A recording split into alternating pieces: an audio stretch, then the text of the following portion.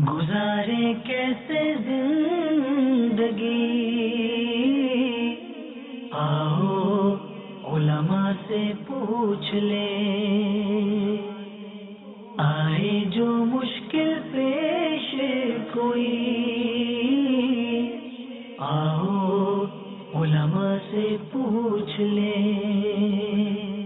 अल्हम्दुलिल्लाहि रब्बिल आलमीन वस्सलातु वस्सलामु अला सय्यिदिल मुरसलीन अम्मा बाद फ़अऊज़ु बिल्लाहि मिनश शैतानिर रजीम बिस्मिल्लाहिर रहमानिर रहीम अस्सलातु वस्सलामु अलैका या रसूलल्लाह व अला आलिका व अस्हाबिका या हबीबल्लाह अस्सलातु वस्सलामु अलैका या नबियल्लाह व अला आलिका व अस्हाबिका या नूरल्लाह। मीठे मीठे इस्लामी भाइयों और मदनी चैनल के नाज़रीन, सिलसिला दारुल इफ्ताह अहले सुन्नत में एक बार फिर आपको मरहबा कहते हैं। अल्हम्दुलिल्लाह अज़्ज़ा वजल हमारा ये सिलसिला इल्म दीन के फूलों से मुज़य्यन होता है और इसमें हम मुख्तलिफ उन्वानात पर अहकाम सीखने की कोशिश करते हैं। हमारे साथ सिलसिले में दारुल इफ्ताह अहले सुन्नत के मुफ्ती साहब तशरीफ़ फरमा होते हैं, आपकी कॉल्स होती हैं और इनके जवाबात होते हैं। आइए इब्तिदान दुरूद पाक की फ़जीलत फ़ैज़ान रमज़ान से सुनते हैं कि प्यारे आका मदनी मुस्तफ़ा सल्लल्लाहु ताला अलैहि वसल्लम ने इरशाद फरमाया, जो मुझ पर एक बार दुरूद पाक पढ़ता है अल्लाह ताला उस पर 10 रहमतें नाजिल फरमाता है। सल्लु अलल हबीब सल्लल्लाहु ताला अला मुहम्मद सल्लल्लाहु अलैहि वसल्लम। आइए हम सिलसिले को आगे बढ़ाते हैं और अपने मुफ्ती साहब के लिए हम दुआ भी करते हैं कि अल्लाह ताला इनके इल्म उमर में अमल में बरकत अता फरमाए। जी कॉल्स दीजिए। अस्सलामु अलैकुम। वालेकुम अस्सलाम व रहमतुल्लाहि व बरकातुहू। इलियास बात कर रहा हूँ। मैं मुझे ये मालूम करना था कि कब्र को धोना चाहिए और कब्र के धोने के बाद या कब्र के पास खड़े होकर सूरह यासीन पढ़नी जायज है या नहीं? इंशाअल्लाह अर्ज़ करते हैं। जी अगली कॉल। तो मज़ार पर जब जाते हैं चंद लोग कहते हैं कि वो जो है अलिया कराम है, वो मतलब जिंदा है या उनसे कलम जो है वहाँ पर हाजिरी जाके उनको देख के मांग लिया जाए, तो ये सही है या गलत? इंशाअल्लाह अर्ज़ करते हैं। जी अगली कॉल। अस्सलामु अलैकुम रहमतुल्लाहि व बरकातुहू। वालेकुम अस्सलाम व रहमतुल्लाहि व बरकातुहू। हुजूर मेरा सवाल ये है कि ज़न्नी बाप की बालिग औलाद क्या ज़कात ले सकती है? सुनना है कि इसमें बालिग औलाद का अगर कफालत वालिद कर रहे हैं, अब्बू ही उससे कर रहे हैं, तो फिर वो ज़कात नहीं ले सकता। अगर अब्बू उसकी कफालत नहीं कर रहा तो फिर बालिग औलाद जो ज़न्नी बाप की होगी वो ज़कात ले सकती है। जरा रहनुमाई फरमा दीजिए, जज़ाकल्लाहु खैरा। इलियास भाई ने हमारे कब्र को धोना कैसा और यासीन शरीफ पढ़ना कैसा? अल्हम्दुलिल्लाहि रब्बिल आलमीन वस्सलातु वस्सलामु अला सय्यिदिल अंबिया वल मुरसलीन अम्मा बादु फ़अऊज़ु बिल्लाहि मिनश शैतानिर रजीम बिस्मिल्लाहिर रहमानिर रहीम। कब्र पर सूरह यासीन पढ़ने में तो कोई हर्ज नहीं है। अच्छी बात है कि कब्र पर जाके सूरह यासीन पढ़ी जाए कि इससे मुर्दे को उनसियत हासिल होती है, फ़ायदा होता है उसको। ख़ास तौर पर वालिदैन की कब्र के पास तो यासीन पढ़ने की फजीलत भी हदीस के अंदर आई है। और जहाँ तक रहा कब्र को धोने के हवाले से, यानी धोने से मुराद ये होता है कि उस पर पानी जो डालते हैं, ये तो हमारे यहाँ पर जो आम तौर पर इसका रिवाज है कि जब भी कब्रिस्तान जाते हैं तो बच्चे जो है वो बाल्टी भर के पानी के लिए आते हैं और इस तरह की चीज़ें लेकर आते हैं, पानी भर भर के जी। और फिर पैसे तलब करते हैं। तो याद रखिए कि कब्र पर बिला वजह पानी डालना यह इसराफ है, इसकी शरअन इजाज़त नहीं है। ठीक है। जिस वक्त मुर्दे को दफनाया और इसके बाद कब्र को मिट्टी दी तो उस वक्त मिट्टी को बिठाने के लिए, उसको समेटने के लिए उस वक्त पानी डालना ये दुरुस्त है। इसी तरह कब्र के ऊपर मिट्टी नहीं डाली है या कब्र की मिट्टी मुंतशिर हो रही है, उसको जमा करने के लिए कोई पानी डालता है तो दुरुस्त है। लेकिन जो बिला वजह हमारे यहाँ पर एक रिवाज है कि पानी उसके ऊपर कब्र के ऊपर डालते हैं, तो इसकी उलमाए कराम ने नफ़ी फरमाई है और फरमाया कि इसराफ है, इसकी शरअन इजाज़त ये नहीं है, लिहाजा इससे गुरेज करना चाहिए। हाँ, जब मुर्दे को पहली दफ़ा यानी जब उसको दफनाया है तो दफनाने के बाद जो है वो कब्र की मिट्टी को सही जमाने के लिए उस वक्त पानी डालने में हर्ज नहीं है। अच्छा, कब्र के ऊपर पौधे वगैरह जो होते हैं उस हवाले से क्या फरमाएंगे? अगर इस नियत से डालें कि पौधों, देखिए ठीक है वो मौजूद होते हैं, लेकिन उलमा ने सिर्फ इसकी इजाज़त दी है। अच्छा। लिहाजा उनके लिए भी नहीं डालेंगे। आप नए फूल उस पर डाल दें, نئے اس کے اوپر جو ہے وہ جو گھاس ڈالی جاتی ہے، اس کے اوپر جو ہے وہ سبزی لگائی جاتی ہے، وہ نہیں لگا دیں اس کے اوپر، لیکن اس کے لیے آپ پانی اس کے اوپر نہ ڈالیں. ٹھیک. مزار پر جاتے ہیں، صاحب مزار سے مانگتے ہیں، یا اگر صاحب مزار سے مانگ لیا جائے تو اس صورت میں کیا ہوگا، یا جو صحیح طریقہ ہے تو وہ ارشاد فرما دیں. دیکھیں مزار پر پہلے تو جو طریقہ کار ہے، سنت کے مطابق جو طریقہ ہے، مسنون جو طریقہ ہے، وہ یہ ہے کہ جب مزار پر جائیں تو اچھی نیت کے ساتھ جائیں، اور پھر اس کے بعد جب ان کے مزار پر پہنچیں، کسی بھی بزرگ کے مزار پر، تو پائنتی یعنی پاؤں کی طرف سے حاضری دیں، اور وہاں سے ہوتے ہوئے جو ان کا چہرہ مبارکہ ہے یعنی قبلے کو پیٹ کرتے ہوئے ان کے منہ کی طرف اپنا منہ کریں، اور کم از کم جو ہے وہ 4 ہاتھ کے فاصلے پر کھڑے رہیں. پھر اس کے بعد جو ہے وہ فاتحہ پڑھیں، جو آپ کو قرآن شریف پڑھنا آتا ہے وہ پڑھیں. پھر اس کے بعد جو ہے وہ دعا کریں، اور اس میں نبی کریم صلی اللہ علیہ وسلم کی بارگاہ میں پیش کر درجہ بدرجہ ان بزرگ رحمۃ اللہ تعالی کی بارگاہ میں پیش کریں. پھر اس کے بعد دعائیں مانگیں، اور جہاں تک رہا ان سے مانگنا یا ان کے وسیلے سے مانگنا، یہ دونوں باتیں جائز ہیں. صحیح. اصل چیز یہ ہے کہ آپ جو مانگ رہے ہیں اس مانگنے کے وقت آپ اعتقاد کیا رکھ رہے ہیں، صحیح، آپ کا نظریہ کیا ہے. اگر تو آپ ان بزرگ رحمۃ اللہ تعالی علیہ سے مانگتے ہوئے یہ اعتقاد رکھتے ہیں، یہ نظریہ رکھتے ہیں، یہ آپ کے خیال میں ہے کہ یہ بزرگ رحمۃ اللہ تعالی علیہ اللہ تبارک و تعالیٰ کے بندے ہیں، اور جو کچھ مجھے دیں گے وہ اللہ تبارک و تعالیٰ کی عطا سے دیں گے، تو اس میں اصلاً کوئی حرج نہیں ہے. ٹھیک. یہ بزرگان دین رحمہم اللہ اجمعین سے، صحابہ کرام علیہم رضوان کے دور سے ثابت ہے، بعد کے بزرگوں سے بھی ثابت ہے.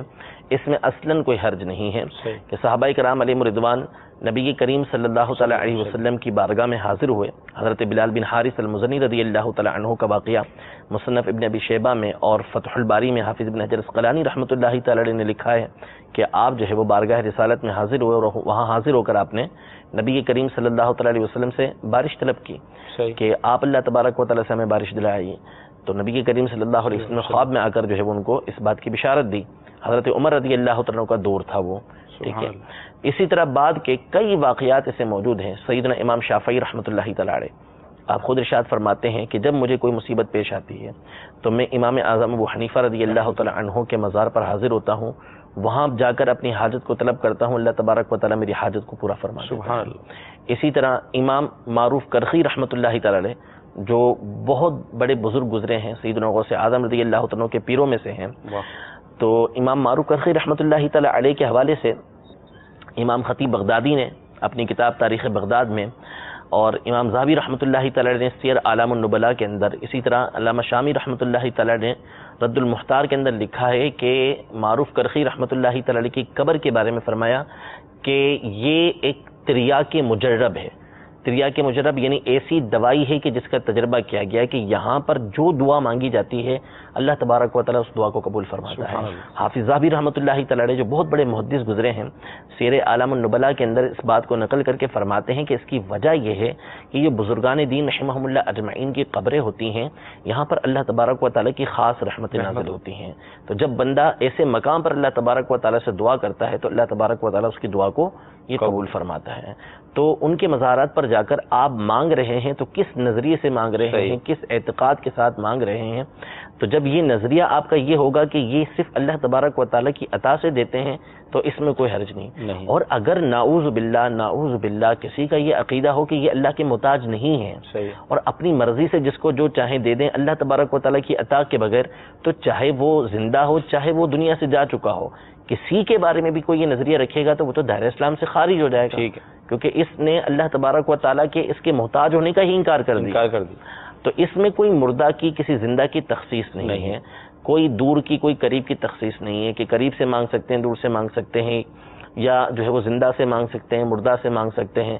ایسی چیزیں مانگ سکتے ہیں کہ جو اسباب کے تحت آتی ہیں، ایسی چیزیں نہیں مانگ سکتے کہ جو اسباب کے باہر. ایسی کوئی تخصیص قرآن و حدیث کے اندر موجود نہیں ہے.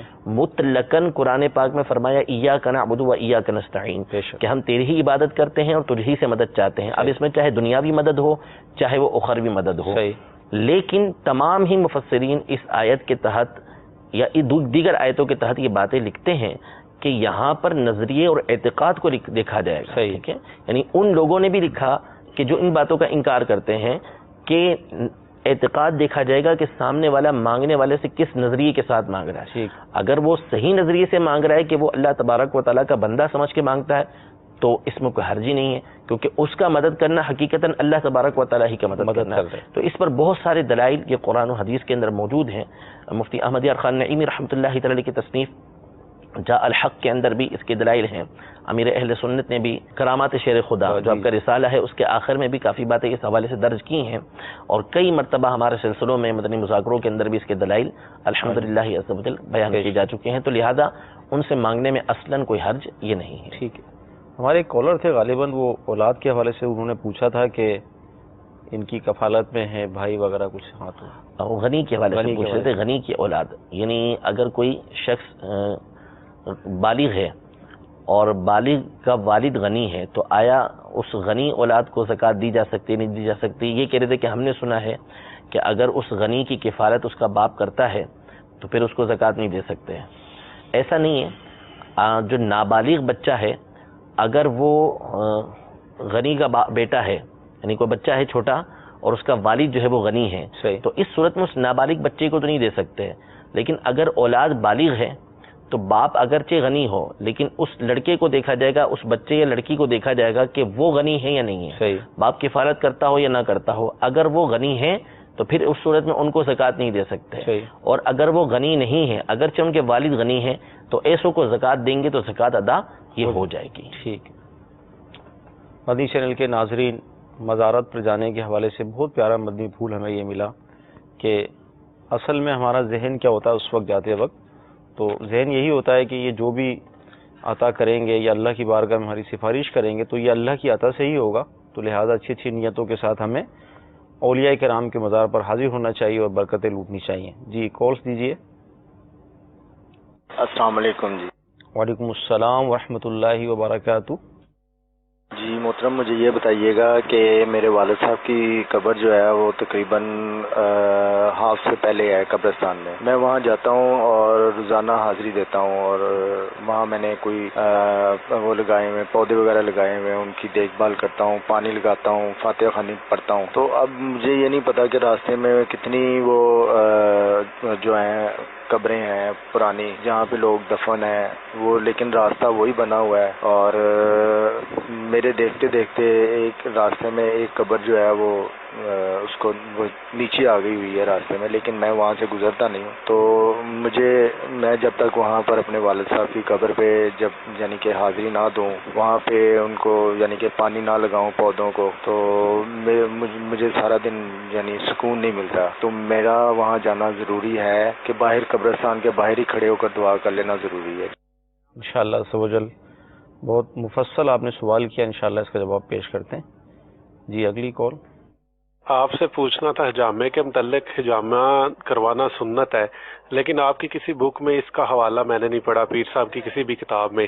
تو کوئی کتاب پیر صاحب نے کوئی ایسی لکھی ہوئی ہے جس میں اس کا حوالہ مل جائے, یا پھر کچھ آپ اس کے متعلق ہماری کوئی رہنمائی فرمائے دیں, کچھ حوالہ دے دیں, یا کچھ کوئی ایسی بک اگر پیر صاحب نے نہیں لکھی اس کے علاوہ کوئی ایسی کتاب جس میں ان کا حوالہ مل جائے. انشاءاللہ عرض کرتے ہیں. جی اگلی کال. ہم یہ شلوار میں جیب بنواتے ہیں پیسے رکھنے کے لیے یا کاغذات رکھنے کے لیے. اگر ہم شلوار میں پیسے رکھتے ہیں یا کاغذات رکھتے ہیں, اس کے اوپر محمد لکھا ہوتا ہے یا نام لکھا ہوتا ہے, کہ یہ اگر ہم رکھیں جائز ہے کہ نہیں؟ انشاءاللہ سوال عرض کرتے ہیں. وہی قبر سے متعلق سوال ہے کہ والد صاحب کی قبر جو ہے نا قبرستان کے بیچ میں گویا کہ اب بہت ساری قبروں سے گزر کر جانا پڑتا ہے, اور ظاہر قبریں بھی آ جاتی ہیں, اب یہ دھوتے بھی ہیں, پھول بھی دیتے ہیں, سب کچھ کرتے ہیں. اس حوالے سے ارشاد فرمائیں.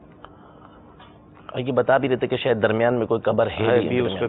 دیکھیں قبرستان کے حوالے سے یہ ہے کہ قبر کے اوپر پاؤں رکھنا, مسلمان کی قبر کے اوپر پاؤں رکھنا یہ ناجائز و حرام ہے, اس کی شرعاً اجازت نہیں ہے.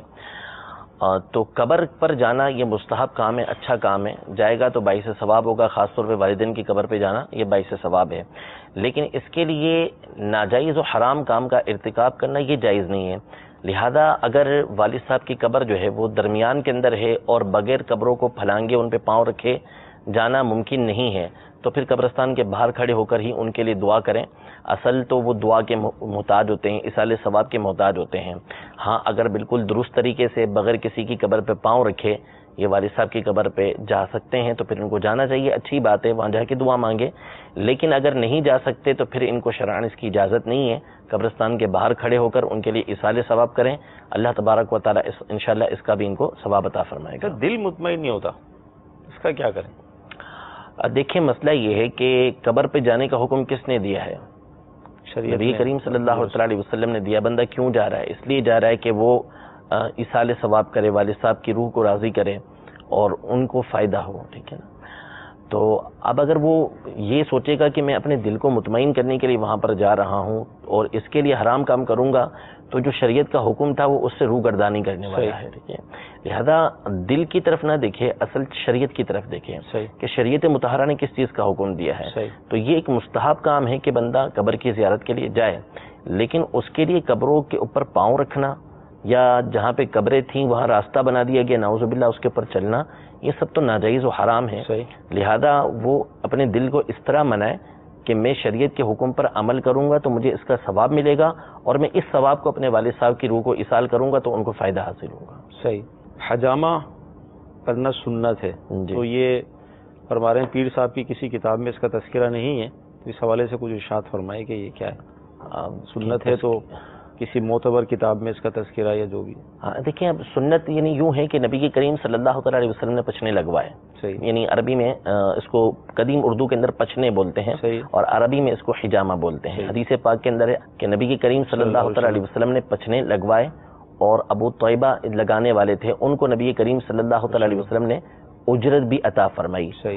تو پچھنے لگوانا تو نبی کریم صلی اللہ علیہ وسلم سے ثابت ہے, بلکہ روزے کی حالت میں بھی یہ ثابت ہے نبی کریم صلی اللہ علیہ وسلم سے پچھنے لگوانا. لہذا اگر کسی نے حجامہ کروایا ہے تو حجامہ کروانے میں کوئی حرج نہیں ہے اور اس کے فوائد ہی فوائد ہیں. لیکن اب یہ کہ حجامہ ہر ایک کے بس کی بات نہیں ہے. صحیح. اصل حجامے کا مطلب ہوتا ہے کہ کسی جگہ پر کٹ لگانا اور جسم کے اندر جو زائد خون ہو گیا ہے اس کو نکال دینا کہ جس کے ذریعے سے بیماریاں دور ہو جاتی ہیں. تو ہر ایک یہ کام کر نہیں سکتا, جگہ جگہ کیمپ کھل تو جاتے ہیں لیکن یہ ہر ایک کے بس کی بات نہیں ہے. بڑا یہ جو ہے وہ مہارت کا کام ہوتا ہے کہ کٹ ایسے لگانا ہے کہ جس کے ذریعے سے صرف فاسد یا زائد خون نکلے. یہ نہ ہو کہ آپ خون جو ہے وہ ایسا بہا دیں کہ بندہ مرنے کے قریب ہو جائے, تو اس کی پھر اجازت نہیں ہوگی. یعنی ہر ایک سے یہ کام نہ کروائیں, بلکہ جو اس کام کا ماہر ہے اسی سے یہ کام کروائیں. باقی رہا کتابوں میں تذکرہ ہونا تو ظاہر سی بات ہے کہ ہزاروں باتیں ہیں, ہر بات کا تذکرہ کتاب کے اندر ہو یہ ضروری نہیں, ہماری کتابوں کے اندر ہو یہ ضروری نہیں ہے. البتہ دارالافتاء اہل سنت سے کئی فتاوی اس حوالے سے یہ جاری ہو چکے ہیں, بیان کیے جا چکے ہیں. ٹھیک. عموماً لوگ شلوار میں جیب بناتے ہیں, ان کی نیتیں یہ ہوتی ہیں کہ اس طرح پیسے محفوظ رہتے ہیں. تو شلوار ہو یا پینٹ ہو کوئی بھی, اور جیب اس طرح ہو, سیتر والے مقام پر ہو, مقدس نام بھی ہوتے ہیں, نوٹ پر بھی تحریریں ہوتی ہیں, تو حکم ارشاد فرمائے اس حوالے سے. نوٹ رکھنے میں تو مسئلہ نہیں ہے, اس کی حفاظت کے لیے وہاں رکھ سکتے ہیں. باقی اگر اس پہ نام وغیرہ لکھے ہوئے ہیں تو بہرحال اس سے بچنا چاہیے, احتیاط کرنی چاہیے کہ ایسا نام رکھنا کہ جو مقدس نام ہو کہ اس سے اجتناب کرے. لیکن اگر کسی نے رکھے تو پھر دیکھا جائے گا کہ اس کا انداز کیسا ہے رکھنے کا, اگر اس سے بے ادبی ہو رہی ہے نہیں ہو رہی. اگر بے ادبی والا انداز نہیں ہے, صرف حفاظت کے لیے رکھے ہیں وہاں پر اور اس کے اوپر بیٹھ نہیں جاتا, نعوذ باللہ من ذالک, اس طرح کا کوئی معاملہ نہیں ہوتا, تو اگرچہ رکھنا درست ہوگا لیکن بہرحال دل اس کو تسلیم نہیں کرتا. لہذا جو قیمتی چیزیں وہ رکھے اور کاغذات وغیرہ کو اوپر ہی کی جیب کے اندر یہ رکھا جائے, یہی بہتر ہے. صحیح. جی کالس دیجیے. میرا نام خالد جاوید ہے, فیصل آباد سے بول رہا ہوں. میرا سوال یہ ہے کہ جب وطر میں دعائے قنوت چھوٹ جاتی ہے تو اس سجدہ سہو لازمی ہے یا نہیں, یہ پوچھنا ہے ذرا. انشاءاللہ عرض کرتے ہیں. جی اگلی کال. السلام علیکم. وعلیکم السلام ورحمۃ اللہ وبرکاتہ. شفقت بات کر رہا ہوں کراچی سے. میرا سوال یہ ہے کہ دارالافتاء اہل سنت میں حدیث پاک بتائی گئی کہ جو شخص 1000 مرتبہ روزانہ درود پڑھتا ہے تو وہ اس وقت تک نہیں مرے گا جب تک جنت میں اپنا مقام نہ دے. سوال یہ ہے کہ وہ کون سا ضرور ہے جو پڑھا جائے 1000 مرتبہ. انشاءاللہ عرض کرتے ہیں. جی اگلی کال.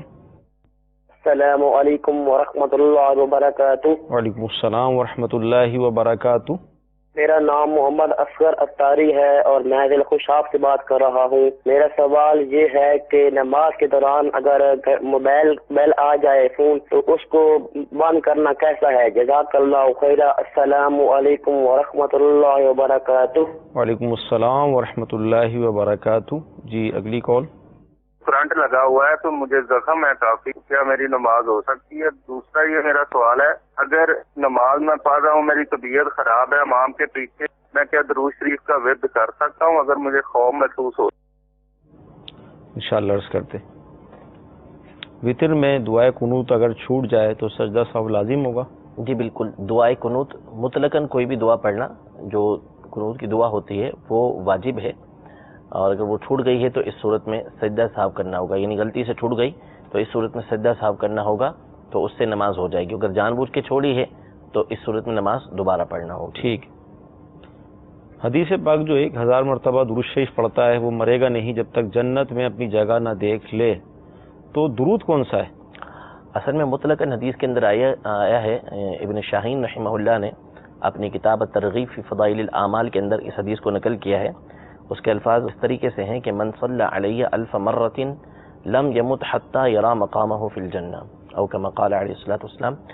یعنی جس شخص نے مجھ پر 1000 مرتبہ درود پاک پڑھے تو وہ اس وقت تک نہیں مرے گا جب تک کہ جنت میں اپنا مقام نہ دیکھ لے. تو اس میں کسی درود پاک کی تعیین نہیں کی گئی کہ آپ جو ہے وہ الصلوۃ والسلام علیک یا رسول اللہ ہی پڑھیں، یا آپ جو ہے وہ صلی اللہ تعالیٰ علی محمد پڑھیں، صلی اللہ تعالیٰ علیہ وسلم پڑھیں، درود ابراہیمی پڑھیں، درود غوثیہ پڑھیں. ان میں سے کسی درود کی تعیین نہیں ہے. صحیح. کوئی بھی درود ہو وہ پڑھ سکتے ہیں. تو صلی اللہ تعالیٰ علی محمد صلی اللہ تعالیٰ علیہ وسلم یا صلی اللہ تعالیٰ علی محمد وعلی آلہ واصحابہ وبارک وسلم یہ پڑھ لیجیے.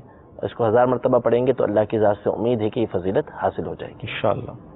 نماز کے دوران موبائل فون بجے تو کیا کریں؟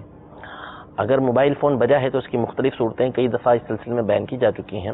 ایک دفعہ پھر بیان کر دیتے ہیں کہ اگر موبائل فون بجا ہے اور عمل قلیل کے ذریعے، یعنی ایسے عمل کے ذریعے کہ جو شخص دور سے دیکھے تو اس کو ایسا نہ لگے کہ یہ نماز نہیں پڑھ رہا، ایسا محسوس ہو اس کو دور سے، تو ایسے عمل کے ذریعے اگر وہ موبائل فون کو بند کر سکتا ہے عمل قلیل، جیسے مثال کے طور پر یہاں موبائل بجا ہے اور اس نے یوں کر کے بند کر دیا، تو ایسے عمل کے ذریعے اگر بند کیا جا سکتا ہے تو بند کر دے. ٹھیک ہے. اور اگر اس کے بغیر بند کرنا ممکن نہیں ہے تو اب اس ٹون کی کیفیت کو دیکھا جائے گا کہ وہ کیسی ہے. آیا نماز کے اندر مخیل ہو رہی ہے اس کی یا کسی دوسرے کی نماز کے اندر کہ وہ نماز پڑھ ہی نہیں پا رہا، تو اس صورت میں پھر اس پر لازم ہوگا کہ وہ نماز کو توڑے اور اس موبائل کو اس کی جو کال ہے اس کو بند کرے اور اس کے بعد دوبارہ سے نماز کی نیت باندھے. ٹھیک.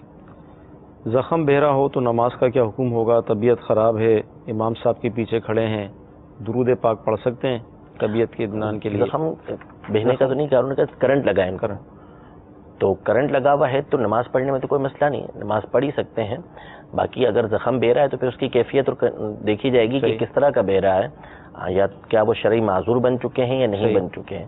اگر تو وہ شرعی معذور ہیں تو پھر ان کے احکام جدا ہوں گے، اور اگر شرعی معذور نہیں ہیں، اتنا بہتا ہے کہ یہ صاف کر کے دوبارہ وضو کر کے نماز پڑھ سکتے ہیں، تو پھر ان کے لیے ضروری ہوگا کہ وہ اس کو صاف کر کے وضو کر کے دوبارہ نماز پڑھیں گے. اور اگر معذور ہو گئے ہیں تو پھر معذور کے احکام جو ہے وہ نماز کے احکام سے دیکھ لیں، اس کی تفصیل کافی ہے. اور امام کے پیچھے کھڑے ہوئے ہیں تو خوف محسوس ہوتا ہے، درود پاک پڑھ لیں، تو اس کی اجازت نہیں ہے کہ امام کے پیچھے درود پاک پڑھیں. امام کے پیچھے جو قیام ہے اس میں تو بالکل خاموش رہنا ہے. صحیح. ٹھیک ہے. تلاوت کرنے کی اجازت نہیں ہے. صرف پہلی رکعت میں اگر امام نے تلاوت شروع نہیں کی تو ثنا پڑھ سکتے ہیں، باقی اس کے علاوہ کچھ بھی پڑھنے کی قیام میں اجازت نہیں. اسی طریقے سے جو رکوع اور سجود ہیں ان کی جو تسبیح ہے اسی کو پڑھا جائے گا، درود پاک کو نہیں پڑھا جائے گا. اسی طرح جو اتحیات کے اندر پڑھنا ہے تو اس میں تشہد میں اتحیات پڑھنی ہے اور پھر اس کے بعد درود ابراہیمی پڑھنا ہے. باقی اس کے علاوہ اس طرح درود پاک یہ نہیں پڑھ سکتے. ٹھیک. تو نماز کے احکام کتاب کو حاصل کر لیجئے اور کوشش کر کے اس کا مطالعہ کیجئے، انشاءاللہ تعالی وہ سارے مسائل سیکھنے میں کامیاب ہو جائیں گے. جی اگلی کال. میں سوال کرنا چاہتا ہوں، ایک کمیٹی ڈالی ہے کہ 1 مہینے پرچی نکلتی ہے اور 1 مہینے بولی ہوتی ہے، جو وہ بولی ہوتی ہے وہ سود بنتا ہے، یہ میں پوچھنا چاہتا ہوں. انشاءاللہ عرض کرتے ہیں. جی اگلی کال. جو لیڈیز ہیں وہ اپنے گھر کے چھت کے اوپر رات کو نماز پڑھ سکتی ہیں کھلے آسمان کے نیچے؟ انشاءاللہ عرض کرتے ہیں. جی اگلی کال. السلام علیکم ورحمۃ اللہ وبرکاتہ۔ وعلیکم السلام ورحمۃ اللہ وبرکاتہ۔ ہماری والدہ کا آپریشن ہوا ہے ہرنیوں کا، اور وہ نماز 5 نمازی ہیں، تو کبھی وہ اشاروں سے نماز پڑھتے ہیں، وہ پڑھ سکتی ہیں یا نہیں پڑھ سکتی، یا پھر کس طریقے سے نماز پڑھنی چاہیے انہیں؟ اللہ تعالیٰ آپ کی والدہ کو شفا عطا فرمائے، ماشاءاللہ بہت جذبہ ہے نماز پڑھنے کا، انشاءاللہ اس کا حل عرض کرتے ہیں۔ جی اگلی کال۔ السلام علیکم ورحمۃ اللہ وبرکاتہ۔ وعلیکم السلام ورحمۃ اللہ وبرکاتہ۔ جی میرا یہ سوال ہے، جو کمپنی ہے تو وہ لون دیتی ہیں 10 روپے کا، اور بعد میں وہ لون کی طور پر 12 روپے کاٹتی ہیں، تو کمپنی سے لون لینا جائز ہے یا نہیں؟ انشاءاللہ عرض کرتے ہیں۔ جی اگلی کال۔ محمد افسر ستاری یو کے سے میں بات کر رہا ہوں۔ میرا یہ کوشچن ہے کہ جو غیر موقدہ سنتے ہیں نوافل ہیں، وہ پڑھنا افضل ہے یا کہ قضا نمازیں ساتھ ساتھ نماز میں پڑھی جا سکتی ہیں؟ کون سی ان دونوں میں افضل ہیں؟ رہنمائی فرما دیجیے۔ السلام علیکم ورحمۃ اللہ وبرکاتہ۔ وعلیکم السلام ورحمۃ اللہ وبرکاتہ۔ کمیٹی 2 قسم کی ہوتی ہیں، ایک تو جو اس کے ممبر ہوتے ہیں سب کو نمبر بتا دیے جاتے ہیں کہ بھئی آپ کو اس نمبر کی کمیٹی ملے گی۔ بعض کمیٹیاں ایسی ہوتی ہیں کہ جو بولی والی ہوتی ہیں، یعنی ہر مہینے وہ سارے ممبر جمع ہوتے ہیں، پھر بولی لگتی ہے، جس کا آ گیا اس کو کمیٹی دے دی جاتی ہے، ایک یہ۔ اور ایک ایسی بھی ہوتی ہے جس کو لکی کمیٹی کہا جاتا ہے کہ وہ لے کر فارغ ہو جائے گا، وہ الگ چیز ہے۔ لکی کمیٹی تو جدا چیز ہے، وہ تو خرید و فروخت کے اوپر ہوتی ہے۔ اصل میں یہ آکشن کمیٹی کہلاتی ہے۔ ایک تو کمیٹی عام ہوتی ہے، لوگ BC جس کو بولتے ہیں بھرتے ہیں عام طور پر، ٹھیک ہے، وہ اس میں کبھی تو مہینہ مقرر ہوتا ہے کہ پہلے مہینے، دوسرے، تیسرے، آخر سارا تقسیم ہو جاتی ہے، پہلے سے ہو جاتی ہے کہ آپ کو فلاں مہینے ملے گی۔ صحیح۔ اور اس میں ایک صورت یہ ہوتی ہے کہ پرچی ڈال لیتے ہیں ہر مہینے، اور جس کا نام نکلتا ہے اس کو دے دیتے ہیں۔ ان دونوں میں تو کوئی مسئلہ نہیں ہے، ٹھیک ہے، کیونکہ اس میں وہ بھرتا ہی رہتا ہے۔ اور ایک کمیٹی آکشن کمیٹی جو ہوتی ہے، جس کو یہ بولی والی کمیٹی کہتے ہیں، اس کا طریقہ کار یہ ہوتا ہے کہ جیسے مثال کے طور پر 10 افراد یہ جمع ہو کے وہاں پر وہ بولی لگاتے ہیں کہ مثال کے طور پر سب نے 1000 روپے جمع کیے، 10,000 جمع ہوئے، اب ایک کہتا ہے کہ میں اس کو 9,500 میں لیتا ہوں، صحیح، دوسرا کہتا ہے نہیں کہ میں اس کو 9,000 میں لیتا ہوں، تیسرا کہتا ہے میں اس کو 8,000 میں لینے، تو جو جتنا کم لگاتا ہے اس کو وہ دے دیتے ہیں، باقی جو 2,000 ہوتے ہیں وہ سب میں تقسیم ہو جاتے ہیں۔ یہ ناجائز و حرام ہے، سود ہے، اس کی شرعاً اجازت یہ نہیں ہے۔ باقی لکیر کمیٹی جو ہے وہ جدا چیز ہے، صحیح، وہ تو یہ ہوتا ہے کہ 40 افراد نے مثال کے طور پہ مل کر جو ہے وہ موٹر سائیکل کے لیے کمیٹی ڈالی، اور جس کا نام آتا گیا ہر مہینے اس کو دیتے گئے اور وہ فارغ ہوتا چلا گیا، یہ بھی ناجائز ہے، اس کی شرعاً اجازت نہیں ہے۔ عورتیں چھت پر نماز پڑھ سکتی ہیں کھلے آسمان کے نیچے رات میں؟ دیکھیں، جو شرط ہے نماز کی وہ ہے عورت ہو یا مرد، اس کے لیے ستر کی شرط ہے۔ صحیح۔ اگر اس نے ستر اپنا سارا ڈھانپا ہوا ہے تو مرد ہو یا عورت ہو، ستر ڈھانپا ہے پورا اور اس حالت میں اس میں نماز پڑھی تو نماز ادا ہو جائے گی اس کی، ٹھیک ہے، کھلے آسمان کے تلے اس نے نماز پڑھی، نماز اس کی ہو گئی۔ لیکن عورت کی نماز جس کے بارے میں نبی کریم صلی اللہ علیہ وسلم نے ترغیب دلائی ہے وہ یہ ہے کہ جتنا زیادہ چھپ کر ہو بہتر ہے۔ صحیح۔ سنن نبی داؤد کی حدیث پاک ہے کہ حضور علیہ الصلوۃ والسلام نے ارشاد فرمایا، جس کا مفہوم یہ ہے کہ عورت کی نماز جو اس کے صحن میں ہو اس سے بہتر یہ ہے کہ وہ کمرے کے اندر پڑھے، اور کمرے کی نماز سے بہتر یہ ہے کہ وہ کوٹھڑی کے اندر جا کے نماز پڑھے۔ یعنی جتنا اپنے آپ کو چھپا کر نماز پڑھے گی اتنا ہی زیادہ رب تبارک و تعالیٰ کی بارگاہ میں یہ اس کے لیے بہتر ہوگا، باعث ثواب ہوگا۔ تو اس لیے چھت پر کوئی مجبوری نہیں ہے، کوئی عذر نہیں ہے تو چھت پر نماز نہ پڑھے، بہتر یہی ہے کہ وہ کمرے کے اندر آ کے نماز ادا کرے۔ ٹھیک، ماشاءاللہ ایک کالر تھے، ان کی والدہ کا آپریشن ہوا ہے تو شاید تکلیف تو انڈرسٹوڈ ہوگی، تو نماز کے حوالے سے کیا ان کو آپ بتائیں گے؟ کس طرح پڑھیں، بیٹھ کر پڑھیں، لیٹ کر پڑھیں؟ یعنی ان کو نمازوں کا جذبہ بہت تھا، اس حوالے سے آپ فرما رہے ہیں، تو اگر وہ بیٹھ کے نماز پڑھ سکتی ہیں تو ظاہر ہے کہ بیٹھ کے پڑھیں گی۔ اگر کھڑے ہونے کی ان میں قدرت ہے کہ قیام کر سکتی ہیں، سجدہ کر سکتی ہیں، تو جتنی دیر قیام کر سکتی ہیں اتنی دیر قیام کریں، اس کے بعد بیٹھ جائیں اور سجدہ کر سکتی ہیں تو سجدہ کریں۔ اگر یہ سجدے پر قادر نہیں ہے، سجدہ کر ہی نہیں سکتی، تو پھر قیام بھی ان سے ساقط ہو جائے گا۔ اب بیٹھ کے نماز پڑھ سکتی ہیں اشارے کے ساتھ تو بیٹھ کر نماز پڑھیں، اور اگر بیٹھ کر نماز پڑھنے پر بھی قادر نہیں ہے تو اب ان کو لٹا دیں، لیٹ کر بھی یہ نماز ادا کر سکتی ہیں اشارے کے ساتھ۔ ٹھیک، کمپنی ہے وہ 10 روپے لون دیتی ہے اور 12 روپے لیتی ہے، موبائل کمپنی؟ جی ہاں، تو یہ لون نہیں ہے، اصل میں یہ سروس کا حصول ہے۔ صحیح، یعنی آپ نے سروس ایک لی ہے، کہ جو مثال کے طور پر ہم موبائل کارڈ ڈلواتے ہیں تو اس میں سے چارجز کٹ کے ہمیں ملتے ہیں, صحیح, یعنی پورے 100 روپے نہیں ملیں گے. ایزی لوڈ کروایا تو اس پہ پورے 100 روپے نہیں ملتے, صحیح, پیسے کٹ کر ہی ملتے ہیں. تو اسی طرح یہ جو ہم سروس لیتے ہیں یہ اصل میں سروس کا ہم سروس حاصل کر رہے ہوتے ہیں, لون نہیں لے رہے ہوتے. اس کو انہوں نے لون کا نام دیا ہوا ہے. تو وہ جو پیسے لیتے ہیں وہ بعد میں ہم سے لیتے ہیں, تو وہ اسی طریقے سے پیسے لے رہے ہوتے ہیں جیسا کہ ہم ایزی لوڈ وغیرہ کروا رہے ہوتے ہیں. تو یہ سود نہیں ہے, ٹھیک, یہ لینا شرعاً جائز ہے. ٹھیک. سنت غیر موقدہ یا نوافل پڑھیں یا قضا نمازیں پڑھیں, افضل کیا ہے؟ دیکھیں افضل تو بہر صورت قضا نمازوں ہی کا پڑھنا ہے, صحیح, کہ انہی کی ادائیگی اہم ہے کہ سنت غیر موقدہ اور نفل کی جگہ اس کو پڑھا جائے. لیکن جو وقتی نفل ہیں یا وقتی سنتیں ہیں ان کو بھی بندے کو پڑھنا چاہیے, صحیح, جیسے اشراق چاش کے نفل ہیں یا اوابین کے نفل ہیں یا جو ہے وہ مغرب کے بعد کے نفل ہیں, ان کو بندہ پڑھے.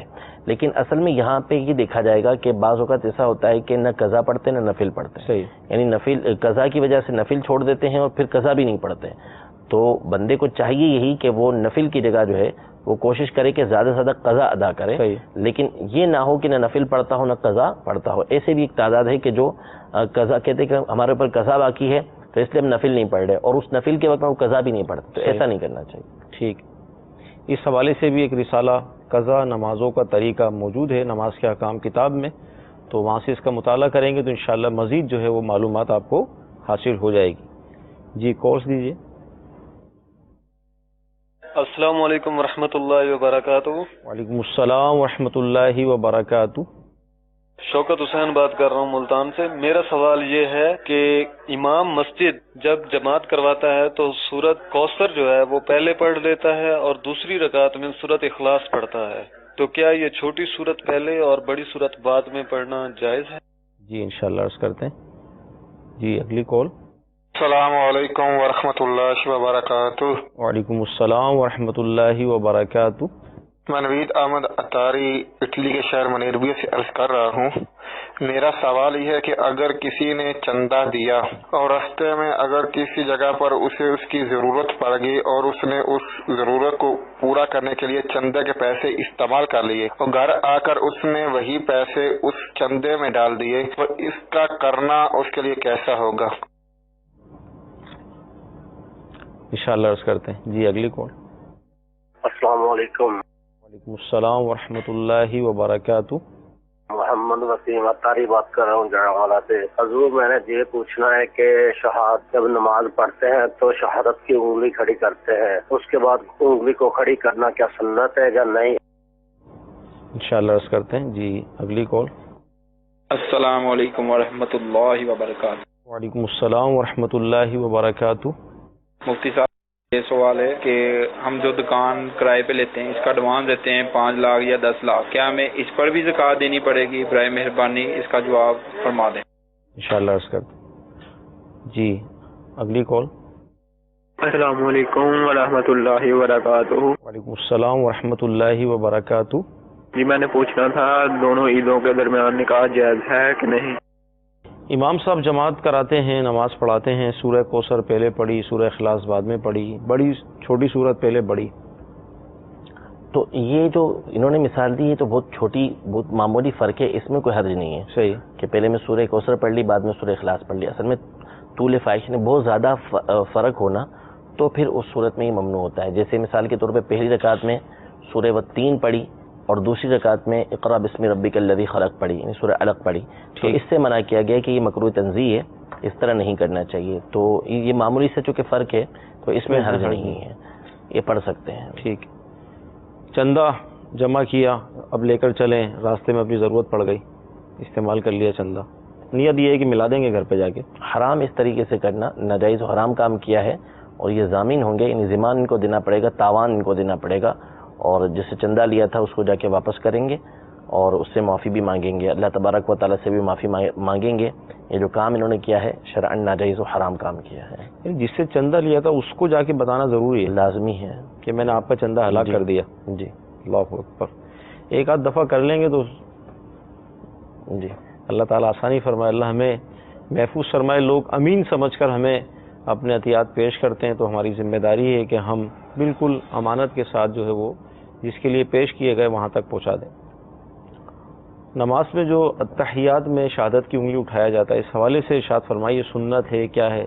جی یہ سنت ہے، نبی کریم صلی اللہ تعالیٰ علیہ وسلم کا طریقہ کار ہے، اور اس میں یہ ہے کہ جو ہماری بیچ والی انگلی ہے یہ اور انگوٹھا، اس کا دائرہ بنانا ہے، اور باقی جو انگلیاں ہیں یعنی چھوٹی انگلی اور اس کے برابر والی انگلی، اس کو ہتھیلی سے ملا لینا ہے، اور پھر یہ سیدھی انگلی ہم نے کھڑی کرنی ہے اور اس کو لا پہ کھڑا کریں گے، اشہد ان لا پہ کھڑا کریں گے، اور الا پہ جب پہنچیں گے تو پھر ہم نے ہاتھ کو سیدھا کر لینا ہے، پھر اس کے بعد یہ یوں کرنا یا یوں کر کے رکھے رہنا یا یوں اشارہ کرنا، اس کی اجازت نہیں۔ صحیح۔ تو طریقہ کار ہے وہ یہ ہے کہ آپ نے جب یوں کر لیا تو اس کے بعد پھر آپ جب الا پر پہنچیں تو پھر اس کو نیچے کر لیں، بالکل ٹھیک۔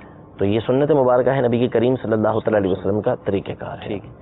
دکان کرائے پہ لی 5 لاکھ روپے، تقریباً 5 یا 10 لاکھ ایڈوانس دیا، تو اس پر زکوٰۃ ہوگی ایڈوانس پر؟ جی بالکل، جو ہمارے یہاں پر ایڈوانس دیا جاتا ہے وہ قرض ہوتا ہے، ٹھیک ہے، یعنی اس پر قرض کی طرح کا معاملہ کیا جاتا ہے، تو چونکہ ہم نے جس سے دکان کرائے پر لی ہے اور اس کو پیسے ایڈوانس کے طور پہ دیے ہوئے ہیں، تو اس کے واپس ملنے کی امید ہوتی ہے، واپس ملیں گے، اور چونکہ وہ اقرار بھی کر رہا ہوتا ہے، تمام کے تمام شرائط اس کے اندر پائے جاتے ہیں، تو اس پر زکوٰۃ دینا یہ ضروری ہوگا۔ ہاں اس میں 2 صورتیں ہیں، ایک صورت تو یہ ہے کہ وہ سال بہ سال نکالتا رہے، ایک تو صورت یہ ہوگی کہ وہ اس کی زکوٰۃ ادا ہوتی رہے گی، اور دوسری صورت یہ ہے کہ جو اس پر ادا کرنا واجب ہوگا یہ اس صورت میں ہوگا جبکہ نصاب کا 5واں حصہ اس کو مل جائے۔ صحیح۔ لیکن بہرحال دینا باہر صورت ہے اس کو، تو اس لیے بہتر یہی ہے کہ سال بہ سال جیسے ہی گزرتا جائے اور یہ جب اس پر زکوٰۃ واجب ہوتی ہے تو اس کی رقم بھی وہ زکوٰۃ کے طور پر نکالتا رہے، ورنہ نہیں کہ اگر سارا ایک ساتھ ملا تو پھر تمام سالوں کی زکوٰۃ اس کو نکالنا ہوگی۔ اسے ان کے 5 لاکھ ہیں، اور 5 لاکھ سے مراد یہ بنتی ہے کہ لاکھ پہ 2,500 روپے ہوتے ہیں زکوٰۃ، ہر سال 12,500 روپے ان کو نکالنے ہوں گے۔ ٹھیک۔ 2 عیدوں کے درمیان نکاح کرنا کیسا؟ اس میں کوئی حرج نہیں ہے۔ بی بی عائشہ رضی اللہ عنہ کا نکاح غالباً شوال کے اندر ہوا تھا، تو نکاح شوال میں کیا تو اس میں کوئی حرج نہیں ہے، کر سکتے ہیں۔ اس میں جو عورتیں ہوتی ہیں وہ نام رکھتی ہیں خالی کا مہینہ، تو یہ خالی کے مہینے کہلاتے ہیں غالباً، اس میں شادی ہال وغیرہ بھی آرام سے مل جاتے ہیں، پرابلم نہیں ہوتا، یعنی لوگوں کا کانسیپٹ یہ بنا ہوا ہے کہ شادی اس میں پھر کر لینی چاہیے نا، یعنی اسی مہینے میں فائدہ ہوگا، تو بہرحال کوئی حرج نہیں ہے اس کے اندر۔ تو نبی کریم صلی اللہ تعالیٰ علیہ وسلم نے بھی بی بی عائشہ رضی اللہ عنہ سے نکاح یہ شوال کے مہینے کے اندر فرمایا، اسی طرح حضرت میمونہ رضی اللہ تعالیٰ عنہا سے بھی جو نکاح ہوا تھا وہ ذی الحج کے مہینے کے اندر ہوا تھا، تو اس میں کوئی حرج نہیں ہے اصل میں۔ صحیح۔ مدنی چینل کے ناظرین کو اگر آپ کچھ مدنی پھول اس حوالے سے دے دیں کہ بعض اوقات ہم خود ہی اپنے اوپر کچھ چیزیں نافذ کر لیتے ہیں، جیسے یہ خالی کے مہینے یا محرم کا مہینہ، تو کچھ کیا شریعت کیا کہتی ہے، ہمیں کیا کرنا چاہیے؟ بعض اوقات اس طرح کی چیزیں ہم خود ہی مطلب پیدا کر لیتے ہیں۔ دیکھیں 2 طرح کی باتیں ہوتی ہیں، بعض چیزیں اچھی ہوتی ہیں کہ جن کے اوپر عمل کیا جاتا ہے، بہت اچھی بات ہے، جیسے مثال کے طور پر جو ہے وہ مسجد آئی تو اگر کوئی بات اپنی پختہ کرنی ہے تو مسجد کی طرف ہاتھ کر کے مسجد کی طرف میرا ہاتھ ہے، مسجد میرے سامنے، کھانا میرے سامنے، میں جھوٹ نہیں بول رہا، رزق ہے میرے سامنے، یہ چیزیں اچھی ہیں، اور ایسی چیزوں کا رائج ہونا یہ بہت اچھی بات ہے کہ اس انداز میں بندہ کم از کم ان چیزوں کا احترام کرتا ہے اور بچتا ہے۔ اور بعض چیزیں بری ہوتی ہیں تو جن کا برا ہونا یہ ظاہر بھی ہوتا ہے، تو ایسی چیزیں جو ہوتی ہیں کوئی بھی معاملہ ہو اس کے بارے میں شریعت مطہرہ نے، قرآن پاک نے ہمیں ایک قاعدہ دے دیا کہ فَاسْأَلُوا أَهْلَ الذِّكْرِ إِن كُنتُمْ لَا تَعْلَمُونَ، کہ اگر تم نہیں جانتے تو جاننے والے سے سوال کرو۔ تو جب علماء موجود ہیں آپ کے پاس جو ہے وہ سروس موجود ہے کہ آپ معلومات لے سکتے ہیں، تو اس طرح کی جتنی باتیں ہوتی ہیں اس حوالے سے جو ہے وہ علماء سے معلومات لے لینی چاہیے۔ سفر کے مہینے میں بلائیں اترتی ہیں یہ کہتے ہیں لوگ، حالانکہ حدیث پاک کے اندر واضح الفاظ میں ارشاد فرمایا کہ لا سفرہ، سفر میں کوئی برائی ہے ہی نہیں، سفر میں کوئی بلا اترتی ہی نہیں ہے۔ تو اس طرح کی باتیں، پھر اسی طرح محرم کے اندر شادی نہ کرنا، حالانکہ محرم میں شادی کرنا جائز ہے بالکل، اگرچہ کہ وہ 10 محرم کو یا اس کے قریب شادی نہیں کرے، اچھی بات ہے، احترام کے اندر نہیں کرتا تو اچھی بات ہے، لیکن اگر کوئی کرے گا تو شادی کرنا اس کا جائز ہو جائے گا۔ اس طرح دیگر بہت سارے معاملات ہمارے درمیان یہ رائج ہو جاتے ہیں کہ تیرا تیزی ہو گئی، تو اس میں جو ہے اچھا کام بھی کریں گے تو اس میں جو نیت ہوتی ہے، جو مقصد ہوتا ہے وہ غلط ہوتا ہے کہ اس دن چونکہ بلا آ رہی ہے اس لیے ہم جو ہے وہ سورہ مزمل کا ختم کروا رہے ہیں، یا ہم جو ہے وہ مچھلیوں کو جو ہے وہ آٹا ڈال رہے ہیں، تو یہ کام اچھے ہیں، سورہ مزمل پڑھنا اچھی بات ہے، مچھلیوں کو آٹا ڈالنا اچھی بات ہے، لیکن اس کے پیچھے جو کانسیپٹ ہے، جو ذہن آپ نے بنایا ہوا ہے وہ غلط ہے۔ کوئی بلا نہیں ہوتی، کوئی تیرا تیزی نہیں ہوتی، کوئی اس کے اندر تیزی نہیں آتی۔ اسی طرح سفر کا جو آخری بدھ ہوتا ہے اس کے اندر لوگ جو ہے انہوں نے اپنا عجیب ذہن بنایا ہوا ہے کہ اس میں جو ہے وہ پہلے تو ہندوستان کے حوالے سے یہ لکھا ہے کہ لوگ سیر و سپاٹے کے لیے جاتے تھے کہ اس دن نبی کی کریم صلی اللہ تعالی علیہ وسلم کو جو ہے وہ مرض آیا ہوا تو اس سے شفا ملی تھی، حالانکہ اس کا برعکس معاملہ ہے، مرض کے اندر شدت آئی تھی، اور اگر اس طرح شفا بھی ملی ہو تو اس کا مطلب یہ تھوڑی ہے کہ آپ جو ہے وہ شریعت مطہرہ کے خلاف کام کرنا شروع کر دیں۔ تو ایسے معاملات جتنے بھی ہوں اس میں علماء سے رہنمائی لینی چاہیے، ان سے پوچھنا چاہیے، ان سے پوچھے بغیر اس طرح کے کام کرنے سے بندے کو بچنا چاہیے۔ دعوت اسلامی کا ادارہ مکتبۃ المدینہ اس نے ایک کتاب شائع کی ہے بدشگونی، اگر آپ اس کتاب کو حاصل کر لیں گے تو انشاءاللہ تعالی اس طرح کے جتنے بھی معاملات ہیں کافی حد تک آپ کو اس کی معلومات ہو جائے گی۔ ہمارے سلسلے کا وقت ختم ہو رہا ہے، آخر میں ایک کال ہم شامل کرتے ہیں۔ السلام علیکم ورحمۃ اللہ وبرکاتہ۔ وعلیکم السلام ورحمۃ اللہ وبرکاتہ۔ فرمانا تعریف کھانے وال شیر سے بات کر رہا ہوں، دارالفتہ اہل سنت میں۔ سوال یہ کہ ایک شخص بینک کے اندر 10 لاکھ روپے کی رقم رکھواتا ہے، پھر وہ شخص بینک سے سود لیتا ہے، وہ تقریباً 1 لاکھ روپے تک پہنچ جاتا ہے، پھر وہ توبہ کرتا ہے کہ آئندہ سود نہیں لوں گا۔ جو 1 لاکھ روپے اس نے بینک سے لیے ان پیسوں کا کیا کرے؟ اس کے بارے میں آپ شرعی رہنمائی فرما دیجیے گا۔ السلام علیکم ورحمۃ اللہ وبرکاتہ۔ وعلیکم السلام ورحمۃ اللہ وبرکاتہ۔ 10 لاکھ روپے بینک میں رکھوائے، 1 لاکھ روپے سود ملا ان کو، اب وہ توبہ کرنا چاہ رہے ہیں تو اب 1 لاکھ روپے کا کیا ہوگا؟ وہ اٹھائے نا، وہاں سے لے نا، اپنی جو اصل رقم ہے اس کو فوراً لے کے اپنے اکاؤنٹ کو فوری طور پر کرنٹ میں چینج کروا لیں، اور جو 10 لاکھ روپے ہیں اس کو اپنے اکاؤنٹ کے اندر رکھیں اور اللہ تبارک و تعالیٰ سے معافی بھی مانگے کہ انہوں نے غلط کام کیا۔ ان کو وہاں سے اس کے اٹھانے کی ہی اجازت نہیں ہے۔ بعض لوگ یہ کہتے ہیں کہ ہم اس کو لے کے غریبوں کی مدد کر دیں، اس کی شرعاً اجازت نہیں ہے۔ یہ اصل میں وہ صورت ہوتی ہے کہ بندے نے غلطی سے لے لیا، اب لینے کے بعد اس کو احساس ہوا کہ یہ میں نے غلط کام کر دیا، تو اب یہاں پر حکم یہ ہوتا ہے کہ بغیر ثواب کی نیت کے آپ کسی شرعی فقیر کو وہ رقم دے دیں۔ ثواب کی نیت بھی نہیں کرنی اور شرعی فقیر کو دینا ہے، لیکن کس صورت میں؟ جبکہ غلطی سے لے لیا، لینے کے بعد احساس ہوا کہ میں نے یہ غلط کام کیا ہے، نہ یہ کہ آپ لے لیں اور لینے کے بعد یہ کام کریں، ایسا نہیں، بلکہ جب آپ کو پتہ چل گیا کہ میں نے غلط کام کیا ہے تو توبہ کریں اور وہ رقم وہاں سے اٹھائے نا، اپنی اصل رقم وہاں سے یہ اٹھا دیجیے۔ اگر لے کر خرچ کر دیا 1 لاکھ روپے تو وہ صدقہ کرنا پڑے گی، اتنی رقم جو ہے وہ شرعی فقیر کے اوپر۔ مدنی چینل کے ناظرین، الحمدللہ عز و جل آج کے سلسلے میں ہم نے بہت زبردست معلومات حاصل کی، جنہوں نے اول تاخیر شرکت کی ہوگی یقیناً کافی علم میں اضافہ ہوا ہوگا۔ اللہ تعالیٰ کی بارگاہ میں دعا ہے کہ اللہ تعالیٰ آج کا ہمارا سلسلہ اپنی بارگاہ میں قبول فرمائے، اس کی برکتوں سے مالا مال فرمائے۔ صلو علی الحبیب صلی اللہ تعالی علی محمد صلی اللہ علیہ وسلم۔ گزارے کیسے زندگی، آؤ علماء سے پوچھ لیں، آئے جو مشکل پیش کوئی، آؤ علماء سے پوچھ لیں۔